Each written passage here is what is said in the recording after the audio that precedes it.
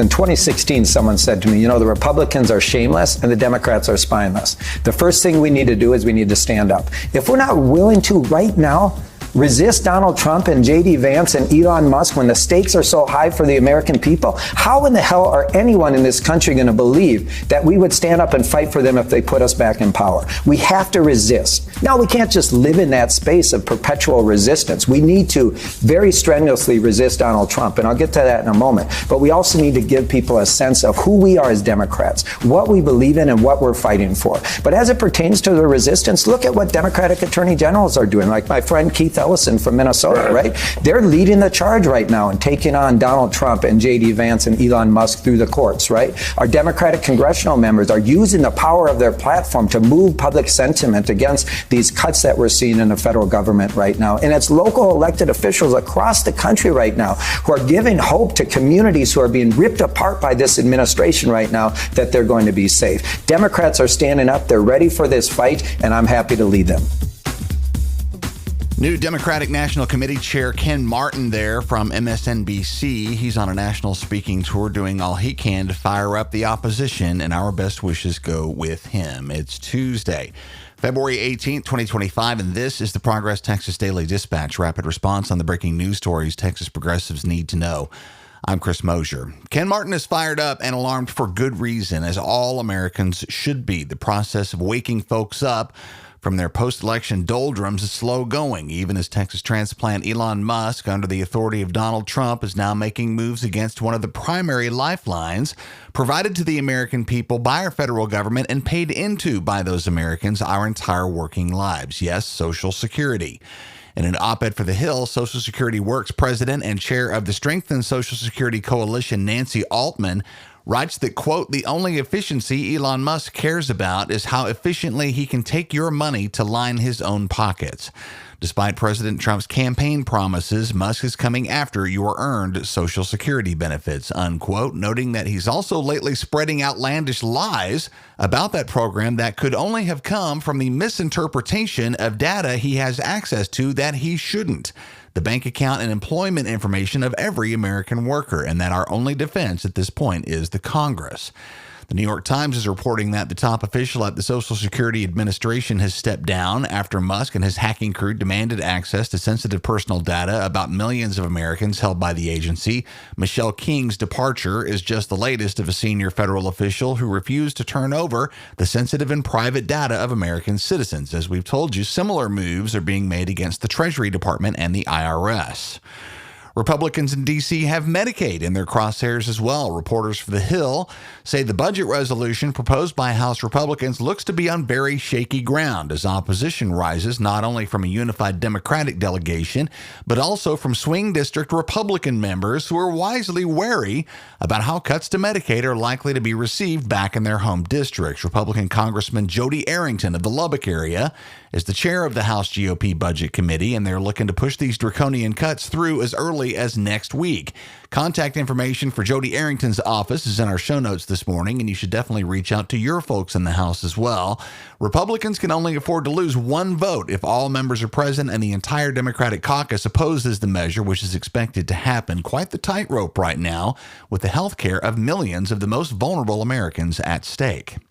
Medicaid cuts were a prime motivation for scores of retired Dallas area Texans who showed up at the President's Day protest in Big D in the form of a march organized by the Dallas AFL-CIO and the Texas Alliance for Retired Americans, whose president Gene Lance told WFAA that vulnerable Americans are, quote, going to get the shaft while Mr. Musk gets the gold mine, unquote. Protests yesterday across the country were well attended, again as Americans appear to be awakening to the massive fleecing that's underway. Thousands turned out across the country, including in all of Texas's major cities. To immigration, and also in Dallas, Pedro Camacho at the Latin Times says the Dallas Police Department has announced that it will not participate in immigration enforcement actions led by Immigration and Customs Enforcement, or ICE. They plan instead to hold community outreach meetings to address misinformation and rumors circulating about immigration policies that may be discouraging people from seeking their help when it's needed. Interim Police Chief Michael Ego says his department, quote, is not assisting any federal agency on detaining people that are either documented or undocumented in the city of Dallas. I need you guys to continue to call the police, to not be afraid to come out of your homes to go to work, to send our kids to school, unquote. Kids staying home from their classes is clearly one of many consequences of the Donald Trump, Greg Abbott intimidation campaign against our Hispanic communities. Austin is seeing a similar effect. Emiliano Gomez at the Austin American-Statesman writes on one Austin elementary school that's seen attendance plummet for that reason lately. Fannie M. Andrews Elementary mostly serves families from Mexico, Central America, and Afghanistan. More than 3 in 4 Andrews students are considered English language learners, and more than half of them are now staying home on the regular instead of continuing to learn. Heartbreaking read in the show notes. Perhaps an extra assignment for your young students here, the Texas General Land Office, which of course is headed by Republican Commissioner Don Buckingham, who's most recently known for donating a huge parcel of land down at the border to the Trump administration for the purpose of setting up a concentration camp for detained migrants, and is also lately giving Agriculture Commissioner Sid Miller a run for his money when it comes to Western wear enthusiasm, is holding an essay contest for Texas students in 4th and 7th grades, with gift cards and a trip to Austin among the prizes. We suggest something along the lines of how Texas history classes somehow managed to gloss over the fact that the primary reason the Texians decided to revolt against Mexico was that country's outlawing of slavery. Keeping our slaves was more important to us than keeping our word to Mexico. More on the Save Texas History essay contest in the show notes. And we definitely agree that our history desperately needs saving from those who would whitewash it for their own political benefit.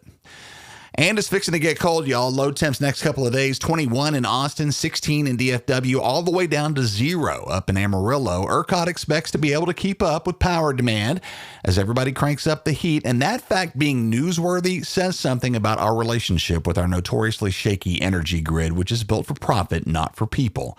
Everybody take care. It should largely be over by Saturday. February is Black History Month, and Progress Texas Advocacy Associate Tatum Owens has put together a great essay on this year's celebration, taking place amid so much opposition and turmoil, including an extensive list of Black History Month events taking place across the state.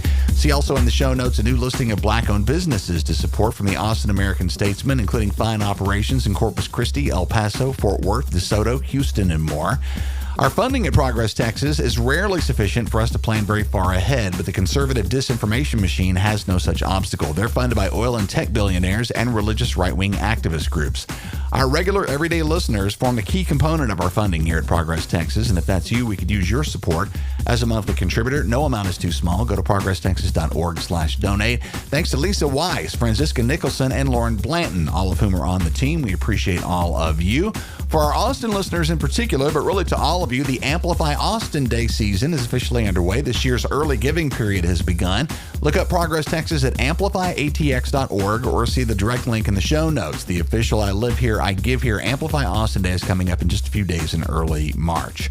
That's the Progress Texas Daily Dispatch for this Tuesday, February 18th, 2025. Links to all these original stories can be found in our show notes. Progress Texas is a nonprofit, rapid response media organization promoting progressive messages and actions. While campaigns come and go, we're the permanent home for progressive media and action in the Lone Star State. I'm Chris Mosier. Thanks so much for listening. We'll see you again tomorrow morning.